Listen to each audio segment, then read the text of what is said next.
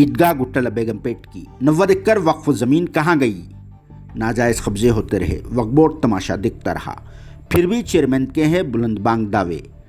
दिखावे के लिए दौरे जारी रहे। कम व पेश 1000 करोड़ रुपए मालियत का है सवाल, कौन है इसके जिम्मेदार? जी हाँ, शहर हैदराबाद से सिर्फ 15-20 किलोमीटर दूरी के फासले पर हाईटेक सिटी के करीब मौजूदा ईदगाह गुट्टला बेगमपेट की 90 एकड़ वक्फ अराजी कहाँ गई? मौजूदा दौर में ये सवाल इंतहाई अहम और फिर चंदेक लोगों के लिए चुभता हुआ भी है, क्योंकि इस वक्फ अराजी की कीमत मार्केट के हिसाब से कम व पेश 1000 करोड़ रुपए की हो सकती है। मगर हालात को देखने के बाद ऐसा लग रहा है कि मुसलमानों को जिस तरह से दूसरी वक्फ की जायदादों को हाथ धोना पड़ा, बस उसी तरह से इस कीमती ज़मीन से भी हाथ धोना पड़ेगा,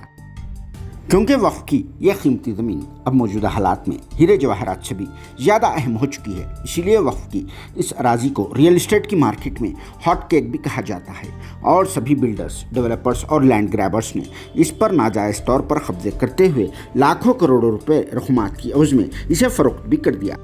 फिर इसके बाद अल्लाह की ज़मानत यानी वक्फ की ज़मीन पर कमर्शियल रेजिडेंशियल अपार्टमेंट्स के अलावा बड़े बड़े कारोबारी सेंटर्स भी तामीर कर दिए गए, जिससे इस बात का अंदाज़ा लगाया जा सकता है कि वक्फ बोर्ड का अमला किस कदर चाक व चौबंदी से काम कर रहा है। हालांकि ईदगाह गुट्टला बेगमपेट की वक्फ की ये ज़मीन कहीं दूर दराज के मुकाम पर नहीं, बल्कि खुद वक्फ बोर्ड ऑफिस की नाक के नीचे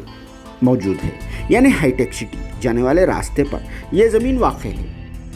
ये बात और है कि वक्फ बोर्ड का अमला और फिर यहाँ के इंस्पेक्टर्स मामूली रकूमात की खातिर इस ज़मीन पर नाजायज़ कब्ज़ों और फिर इसकी फ़रोख्तगी में अहम रोल भी अदा कर चुके हैं। वक्फ बोर्ड का अमला सही वक्त पर सही कार्रवाई करता तो शायद आज ये ज़मीन भी वक्फ बोर्ड की मिल्कियत होती थी। जहां 90 एकड़ ज़मीन में से आधी से ज़ायद ज़मीन पर नाजायज़ कब्ज़े हो चुके हैं और फिर बकाया ज़मीन का केस वक्फ बोर्ड हार भी चुका है, जहां ठीक तरह से पैरवी न करने पर आज ये दिन देखने को मिल रहा है। हालांकि हाईकोर्ट में भी इस केस की अपील की गई थी, इसके अलावा डिवीज़न बेंच पर भी इससे मुतल्लिक़ अपील की जा चुकी है, मगर वहां भी वक्फ बोर्ड के अमले को हार का सामना करना पड़ा, जिसकी वजह से कई एक सवालात पैदा होते हैं, क्योंकि छोटी छोटी बातों पर वक्फ बोर्ड के चेयरमैन सलीम कुरैशी बुलंद बांग दावे करते आ रहे हैं और फिर गैर ज़रूरी तौर पर अपनी कारकर्दगी दिखाने के लिए हमेशा से ही लंबी लंबी छोड़ा भी करते हैं। मगर 1000 करोड़ रुपए वाली इस वक्फ की ज़मीन के मामले पर किसी भी तरह से कोई संजीदा इक़दाम नहीं किए जा रहे हैं। ज़ाब्ते की तकमील और फिर अपनी पब्लिसिटी के लिए महीनों में एक आध बार यहाँ का दौरा करते और फिर वही घसे पिटे डायलॉग्स दोहराते हुए चेयरमैन सलीम कुरैशी मीडिया में बयान देकर खुशी भी महसूस करते हैं और चंद एक पेड रिपोर्टर्स इनकी वाह करते हुए इनके कानों को खुश करते हैं,